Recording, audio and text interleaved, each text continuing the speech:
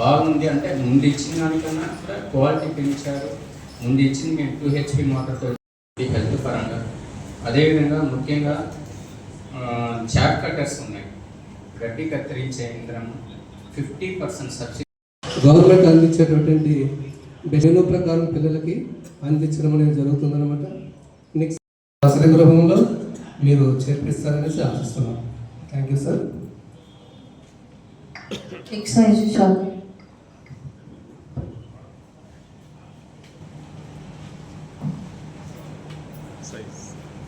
Size అదయా excise వస్తుంది. ఈ జనరల్ బాడీ మీటింగ్కి కంపల్సరీ ప్రతి ఒక్కరూ దీన్ని కూడా మీరు తీసుకోవాల్సిందిగా కోరుతున్నాను. అంటే ఇక్కడ వచ్చిన సర్పంచులు కానీ ఎంపీటీ జనరల్ కానీ అది కూడా మీరు సర్టిఫికేట్ చేసుకోవాల్సిందిగా కోరుతున్నాను. అదేవిధంగా ఆల్మోస్ట్ కట్టిన వరకు అమౌంట్స్ పడతా ఉంది.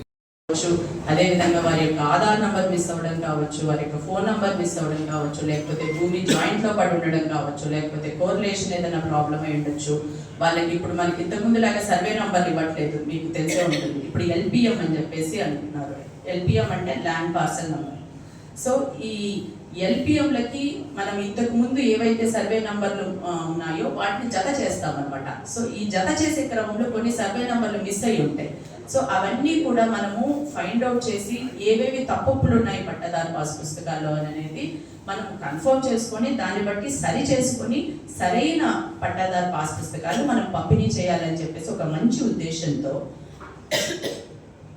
మన రాష్ట్ర ప్రభుత్వం ఏం చేశారంటే ప్రతి గ్రామంని అంటే ప్రతి గ్రామంలో కూడా కరెక్ట్ పట్టాదారు పాస్ పుస్తకము, ఎటువంటి తప్పులు లేని ఎర్రర్ ఫ్రీ అంటారు, తప్పులు లేని పట్టాదారు పాస్ పుస్తకము రైతుకు చేరాలి అని చెప్పేసి ఒక మార్గనిర్దేశం అనేది రెవెన్యూ శాఖకి ఇవ్వడం జరిగింది. దీనిలో భాగంగా ఏం చేస్తున్నాం అనేది మీకు అందరికీ నేను ఒకసారి చెప్తాను.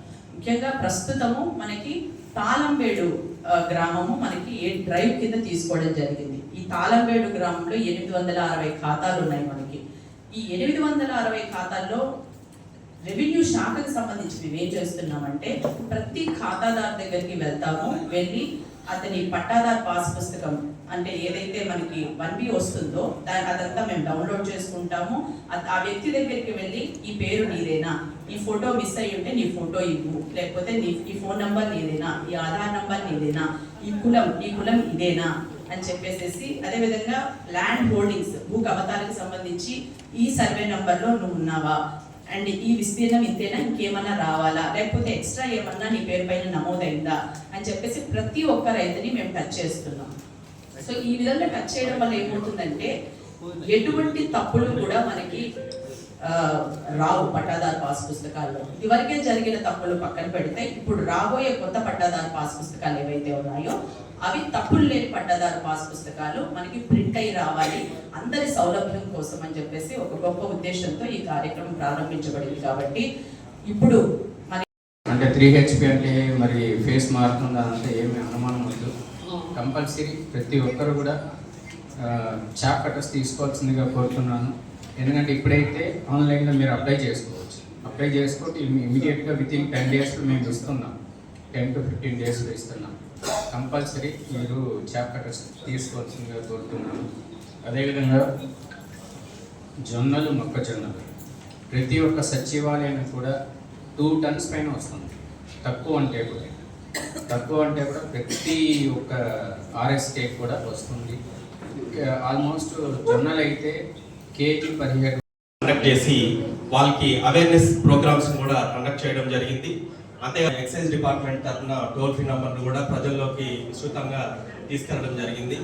సో ఇంకా కూడా భవిష్యత్తులో ఎటువంటి మత్తు పదార్థాలకి బానిసలు కాకుండా ప్రజల్లో ఇలాగే ఎవరైనా సరే ఈ నాటు సారాయి కానీ తయారు చేస్తే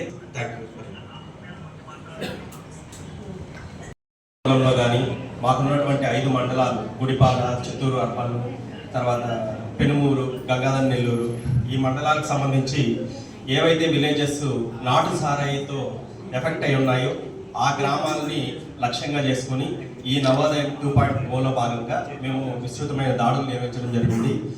ఆ నాటు సారాయి తయారు చేసేటువంటి వారిపైన కఠినమైనటువంటి చర్యలు తీసుకొని కేసులు పెట్టడం జరిగింది.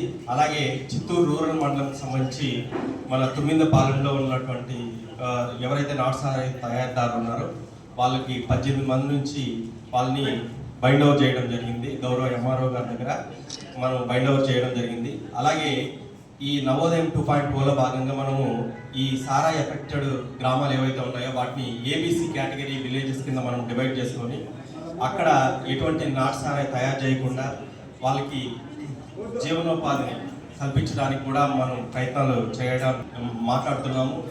రూరల్ మండలం సర్వసాధారణ సభ్య సమావేశము జరగడం జరిగింది. అందరూ అఫీషియల్స్ నుండి ఎంపీటీసీలు అందరూ బాగా కోఆపరేట్ చేస్తున్నారు. అందరూ ప్రశాంతంగా సభ జరిపించడం జరిగింది. అందరూ కోఆపరేట్ చేశారు. నా పేరు రంజిని, వైస్ సభ్యుడి. ఈరోజు సమావేశానికి చేసిన మా ఎంపీటీసీలు అధికారులు అందరూ వచ్చారు, అందరు కూడా హాజరయ్యారు. అలాగే అన్ని శాఖ వాళ్ళు వచ్చారు. ఒక శాఖ చాలా ఇదిగా ఉంది, మాకు పూర్గా ఉంది అనిపిస్తుంది. అదేంటంటే మెడిసిన్స్ అయితే స్టాక్ అయితే లేవు. తనే చెప్తున్నాడు స్టాక్ అయితే లేదు అనేసి, స్టాక్ తెప్పించాలి అంటున్నాడు. మేము కూడా పై అధికారులతో మాట్లాడి తెప్పిస్తామని హామీ ఇస్తున్నాం.